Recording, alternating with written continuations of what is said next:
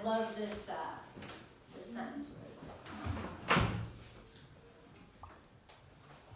Well, this is the first paragraph there, if you would, just let me read this together, us all together. It says, federal, state, and local fair housing or equal opportunity laws affect every phase of the real estate transaction, from listing to closing, for sure. It says, however, while the passage of laws may establish a code for public conduct, right, damaging attitudes reinforced by centuries of discrimination are not so easily eliminated. And I always pause and say, you know, right, if you've ever been taught those Latin phrases, de facto and de jure, it was always like a government class, I learned that in. You know, when the laws get passed that say we protect this now or we don't allow this or whatever, right, that's de jure, how things are. The law says, right, we're not supposed to discriminate, people are not supposed to do this, but then de facto is like, what's really happening, right? So there's de jure, de facto. And I always say this, right, pause for a second when we do this chapter and say, I mean, you've got to get through the de jure, and thank God we have the de jure phase, because you could never, right, you have to have the laws that say it's changed, and there's always usually going to be a lag for anything, whether it's like something serious like discrimination law or, you know, other changes of laws. But you've got to have that de jure phase and get the right on the books. Like I'm saying, the right has to come from somewhere. So, you know, that whole thing about the centuries of discrimination, I believe that it's in every person's, you know, it's worth your time, everybody that comes through this class, to put a scenario in your mind at some point and figure out how you might dismiss a client if you discover that they're being discriminatory. Because this is one of the things you need to know for the exam. We are forbidden, it is illegal, by which statute? The Illinois Real Estate License Act of 2000 as amended 2010, for us as licensees to work with anyone who is violating fair housing laws. Because, just like we're going to learn in the agency chapter, you know, if we knew the client was lying about a latent defect in the property or something like that, we know they're lying. We are absolutely legally responsible, liable for that lie, because we knew. Because it's what we knew or should have known, right? So if we knew, same thing. You know that you're working with. And if you stop and think about it, let's just orient ourselves. I'm not saying that buyers cannot be discriminatory, but the clients that we're probably going to be working with that are going to, you know, come out with discriminatory behavior that we're going to have to cut ourselves off from are probably either a seller or a landlord. If you're working, so you know, I don't want to sell to you, I don't want to lease to you, right? Not so much. You usually don't have a buyer saying, you know, I don't want to buy from them because of some discriminatory type thing. They're going to buy the property, they're going to be gone, they're out of here.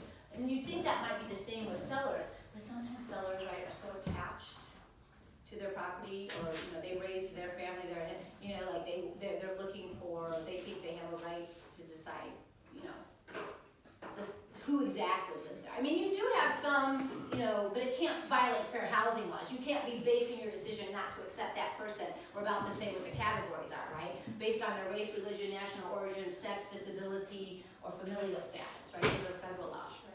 So what if a buyer says, I don't want to live in areas that have these race of people? Do we not work with them? I would say you should. So, is anybody ever going to find out about that one? Let's just be real. Do you know what I mean? Because by all means, that buyer is forcing us to technically say, I can't work with you because you're violating fair housing laws by, you know, it might be your personal opinion. And it can be. I'm not saying it might be your personal opinion, but I have a legal obligation to uphold all federal fair housing laws and Illinois state fair housing laws. So I'm just saying that if somehow, right, let's just say you already showed them something and they didn't know, like, the neighborhood makeup or blah, blah, blah, right, or whatever hypo you want to come up with. And then they come back out to you in the car or whatever and say, oh, I could never live here because of whatever stupid thing's going to come out of, you know, their mouth. And then you're working with the other agent to try to tell them why, you know, maybe it looked like it was going to go. And so, like, I'm just saying, if that seller ever found out, right, and they wanted to go file a lawsuit now, you are on the hook for their discriminatory behavior as well. As an agent, we are on the hook for any of our clients. So the law works like this. If you are intending to at all be discriminatory, You can never, by Illinois state law, ever work with a real estate agent licensed under the state of Illinois. We are never allowed to work with somebody who's discriminating, who is exhibiting discriminatory practices. It's illegal. So, and to just sort of hone our, eyes on something, because we know we're gonna answer questions on the test. See, it's underlined here on page 299, 3rd paragraph. It says a licensee is prohibited from taking any listing or participating in any transaction in which the property owner seeks to discriminate based on race, color, ancestry, religion, national origin, sex, handicap, or familial status. So I say it comes too close for comfort, Eric, to even, if somebody's going to take a gamble and continue, because it would be, I'm just saying, less discoverable, is all I'm saying, probably on the buyer's side, probably, than the seller, because, the seller, you'd be like, oh, we got a listing, right? They may very well come out and say, well, I don't want to sell, like I said, whatever stupid thing's gonna come out of their mouth. But it does mean on either side. Now, here's that case that I was telling you about. I said you don't have to remember it, but, I said I was going to talk about a couple cases and I would tell you whether you have to remember it. This one I'm about to tell you, you don't have to. But the act that I told you, what is going on with my markers? Man, I don't understand. I didn't do anything differently, but all of a sudden the board's not writing. So you have to know this law, the Civil Rights Act. Remember, I couldn't remember the year of it yesterday, 1866. I was wrong. I said 68 and it's 1866. So this is the first anti-discrimination law in the United States, the Civil Rights Act of 1866. And this is still good law. This law is still on the books, and this law says you cannot discriminate based on race.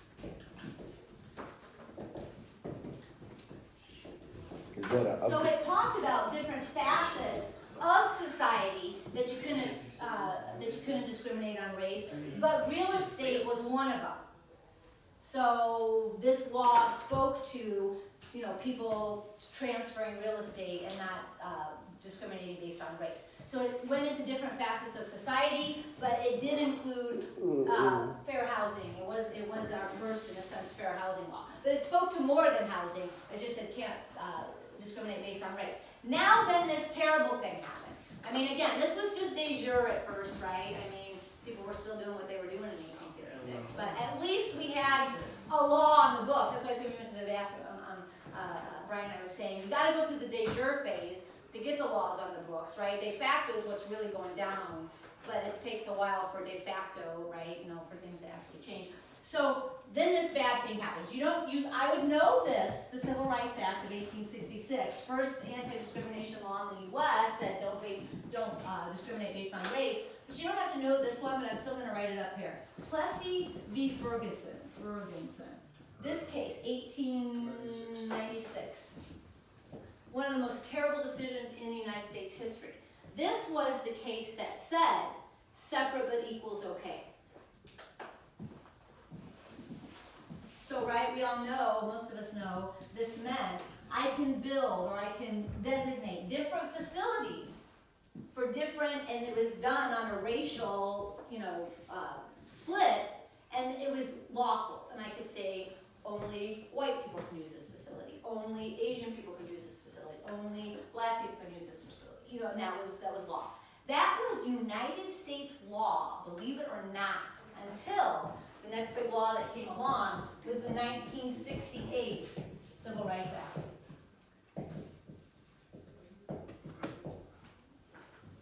Plessy was in 1896. This was passed in, 1968. This was the law that finally repealed separate but equal.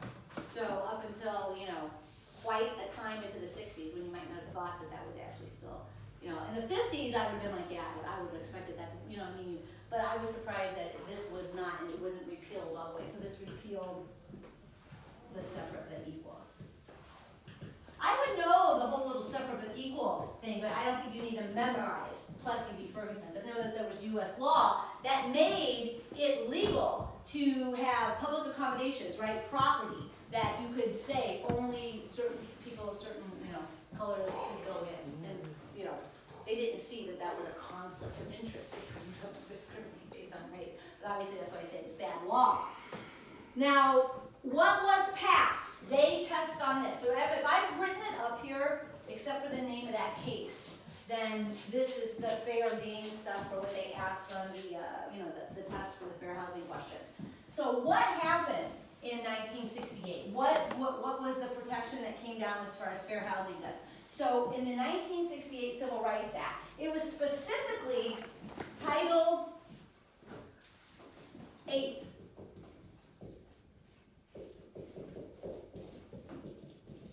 I need to erase that. So we're talking Title 8 of the 1968 Civil Rights Act spoke to, it is now unlawful for you, private property owner, to discriminate on the transfer, right, of real estate, or landlord, on the transfer of real estate based on race, religion, national origin, and, they usually just fly off, here, race, color, I'm sorry, I forgot. Race, color, religion, and national origin.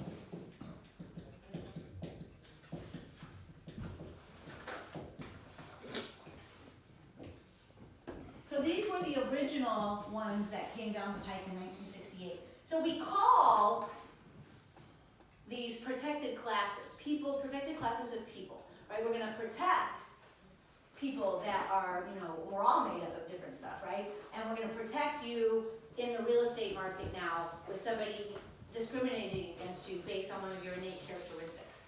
So, no, in 68, those were the initial protected categories.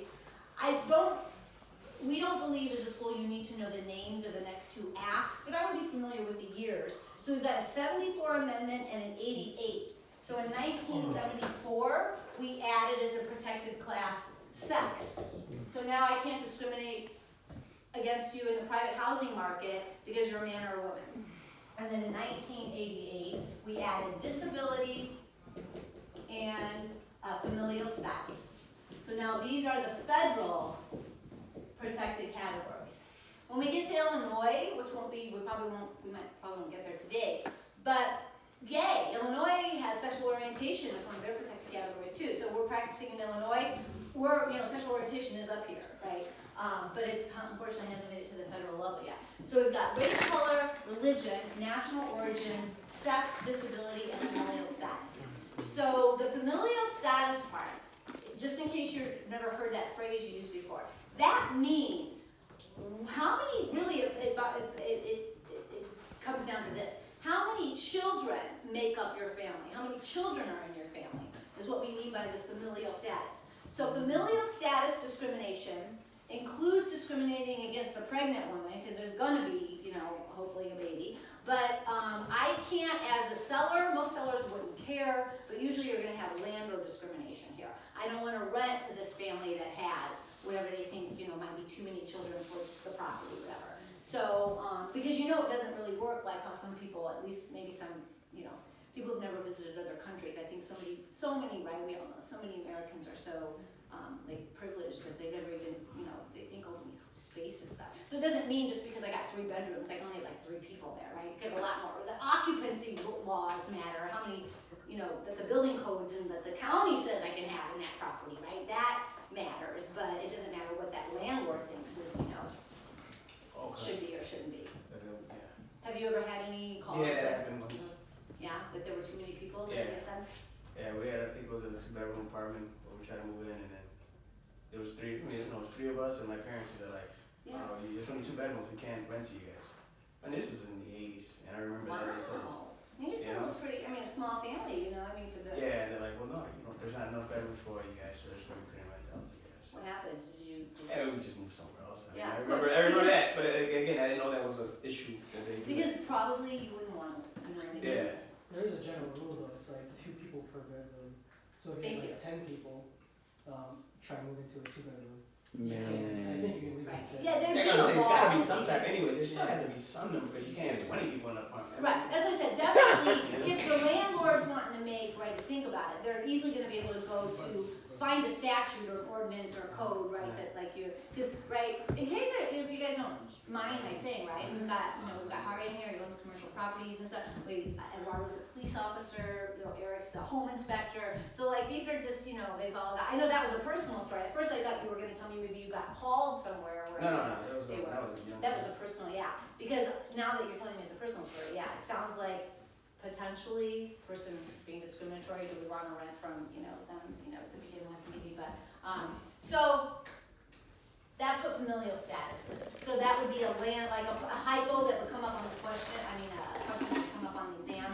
If you're being tested on this, that's a good hypo to come up with. It's a landlord, right, turning away a family that they're deciding they're violating federal fair housing laws by doing that. If they fell into otherwise, the occupancy, codes and all that stuff. So these collectively, the 68 Act and the two amendments, the 74 adding SUCS and the 88 amendment adding the disability and the familial status. When people use the terms fair housing laws, they mean those three laws collectively, because those are our 7 protected categories now in the private housing market. Now, several things are packed in this page 300 that we need to know.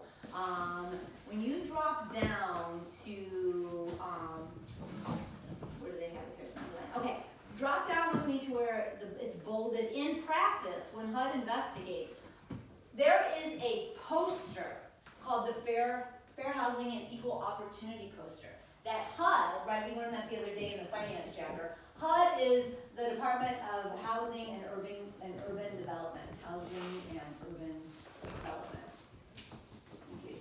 So it's the Department of HUD, being there to, well, really it is HUD that enforces, because we're not going to get to it today, but the office that enforces discriminatory claims, they are part of HUD, so it really is HUD that enforces fair housing laws. But HUD has a poster, and every single brokerage, you will get this question on the exam. They ask this to everybody, because this is, the state, the good news is, takes fair housing very seriously too. You will get, asked a couple questions, a few questions on the exam. Now, if you don't have the poster displayed in your brokerage, and it's not in this room, I'm sure it's up front here somewhere at Kale. If you don't have it displayed, it's called prima facie evidence. And that means right on its face, because not letting the world know, because then the poster says, hey, we follow fair housing laws and equal opportunity for everybody in this brokerage here. We serve everybody. If you don't have it posted, and a HUD, or put it this way, and your brokerage is being pulled in for a discriminatory case, bam, you've got a big knock against you right away, because not displaying the HUD poster is prima facie evidence. That means evidence right on the face that you are discriminatory in your brokerage practices, because they want that hung. And it's all in, this comes up later in the chapter. I think Frank is, because he part authored this, I think he's given everybody a little word of the wise. Any cards you get made up, any of your, flyers and stuff promoting properties, it's not a bad idea. It's a little symbol, it's the equal fair housing and equal opportunity symbol. By putting that on your card, you are then stating, I'm saying legally, you're saying, hey, I help everybody, I follow fair housing laws. So I think that's a nice little thing to do. So know about the poster. I need to talk about, it's in here twice, but in the middle here, when it talks, it says in 1995. I pointed out because it's kind of embedded in here, but you could easily get a question about this. It lets you know about this act called HOPA. Now, we have not included as a protected category for fair housing age, right? You can see that's not up there. However, this is my theory about this. HOPA exists. It stands for Housing for Older People Act. Housing for Older People Act. I believe this is what Housing for Older People Act. Even though we're not, as a nation, right, going to include age under fair housing laws, we know that as a society, you know, we may be all of different, you know, makes, creeds, colors and everything, but we're all gonna get old, right? You know, ideally, if we get to live long enough. So even though we know we gotta have these protected classes, I see it as the government isn't opening the doors enough and say, let's just put them into the protected classes. No, but we're gonna make a law that protects the older people. So, Did you from say that. for? That's what- House for old, oh. Oh, it's called Housing for Older People Act. But I was just saying, you know, even though it's a huge category, you know, and people could easily make arguments that, hey, they need to be protected in the same way that whatever somebody else does. But it's not rising to here. They haven't been willing to add this protected category, but we have a law to help protect them. And this is what that law says. Some of you may be familiar with it, some of you may not. This act allows, if you're an owner of real property and it's you know, usually it ends up being, you know, multifamily living. If you want to submit your multifamily building to be labeled or to get the, you know, to be able to call itself a 55 and older building. Have people heard of that before, right? So it's 55 and older. Hence, where we just kind of say older, right? It's 55 and older. It's not like we've learned a couple laws. You gotta be 62, you gotta be 65. This hits at the 55 level. You'll laugh later. We learned that in Illinois. At 40, you're considered what is it they use? You know, you're old in Illinois at 40. There are laws that protect people that are 40 and over. Yeah, it's pretty crazy. But the 55 and older rule or law works like this. It says, we know that elders may need special housing as they get older. With the theory being just the general stuff, right? As people get older, they have more health issues. They may not be able, this is the part where why the law exists. They may not be able to live around a lot of noise, a lot of kids, a lot of action type things, right? Especially, you know, but the law is 55 and over, but especially as you get older. But the law says at 55, we're gonna make a law that protects people. These buildings that have gotten this status are allowed to do this. They're allowed to make whatever number of units they have in the building. They're allowed to say, 80% of my units in this building are only gonna be leased to people that are 55 and over. And then the other 20%, they can open those up to, you know, anybody else, right? People with kids, right? People that have like a familial status, that have younger children and all that. So the familial status, I'm sorry, I didn't say this, kids under 18, when we were talking about what that means, right? So think about what the scenario might be for a fair housing question. If I'm a woman, I just make myself a single woman like in this hypo all the time, and I don't even know, nobody's ever told me about HOPA, I have no idea it exists, right? You know, I go up, I see a building that I might want to live in. Let's just say they have their leasing, you know, office right on the property, whatever. I go in, I inquire about leasing there. And the person, the office manager or whatever says, I'm sorry, well, you know, maybe they'll ask my age, whatever they say. They'll say, how many, you have children? Oh, I'm sorry, you know, you can't live here. I don't have any units for you.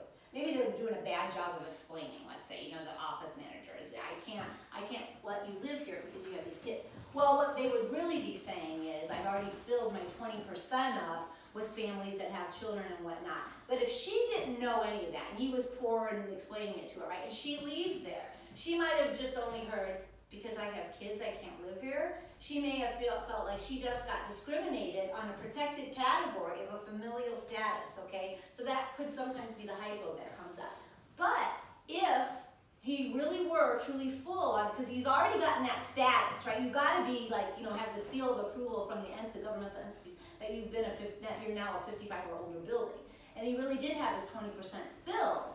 Well, he really didn't discriminate against her. He really was following fair housing because that property was meant to be, you know, put to the side for elderly people 55 or over for the most part. And it's kind of quinky dink thing. You only have to have one person in the unit that's 55 or over to meet the qualifications. So I could be married to a 20-year-old, right? And I still have qualified though because I'm 55 over, right? I mean, I'm not even going to diffuse the part about the kids because the whole point is that, I mean, then you'd have to make up the 20% that you have kids because the whole point is it's usually 55 or over, you know, without, you know, kids under 18, you know, so Go ahead. So do they typically keep track of how many people they tell no, like? at Well, what they would time? definitely have to, you know, in order to be in compliance with, because then somebody could surely sue them and win that suit if they were outside, you know, if they let that balance go off and they did tell them, no, you know, I can't lease to you. So HOPA protects older people, literally stands for Housing for Older Persons. And like I said, it's an 80-20 split, right? It's 80% are designated for those folks 55 or older, and the other 20 can be, leased to people with kids. Now, they give a couple definitions which are good to carry around with you for the exam down here. We already went over what familial status is, but they let you know that a dwelling, if you see that word, really anywhere, but especially on the exam, because that's what we care about right now, that's definitely residential. A dwelling is where somebody can live. So if you see that, you'll know, hey, I know we're talking about, and that's a HUD definition. They define, and it comes up here again, because I've had a couple conversations with people. A residential dwelling is defined as a 1 to 4 unit building where the owner also lives in the building. So HUD defines, multi-unit owner occupied 1 to 4, it's still residential. Now, this is still just within, definitions, because you will very potentially get a question on the ADA and have to know some stuff about disability. A disability defined by federal acts is either a mental or physical, right? It doesn't necessarily, it could be mental too. A mental or physical impairment which disallows you to complete a major life function.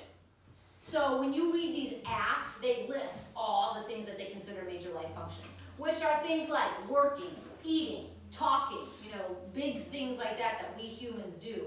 So if I've got a physical or mental impairment that disallows me to engage in major life functions, those are the key words, right? Impairment, physical or mental, that allow me not to engage in a major life function. And like I said, the major life functions are defined in the act. They're like working, eating, talking, walking, and then you can be, considered disabled. I don't know, people in my family that have been deemed disabled by the government. There's a lot of paperwork and hoops and stuff to jump through to actually get that qualification. Now, if one of the big questions that comes up, that people get a lot, there's a few of these that come time and time again, are this. This is the way the law works if you are a disabled person and are out there in the rental market. This question, it's real possible you'll get this question. Now, the law supports this, because this is, part and parcel, disabled people are a protected category under fair housing laws. I go look at that potential rental unit for myself. I see some things I'm gonna need to change. The law says that disabled person can come in and modify the space on their own dime. The landlord's gonna have to allow it. Tenants doing it on their own dime. Landlord is legally within their right. This gets asked to require that tenant who's going to modify the space to enter into this thing called a restoration agreement. So the restoration agreement probably is going to require the tenants and the landlord, again, it's legal to do this. They're not violating fair housing laws by saying, I want you to establish an escrow account via this restoration agreement. They can either do a lump sum or have them pay into it over time.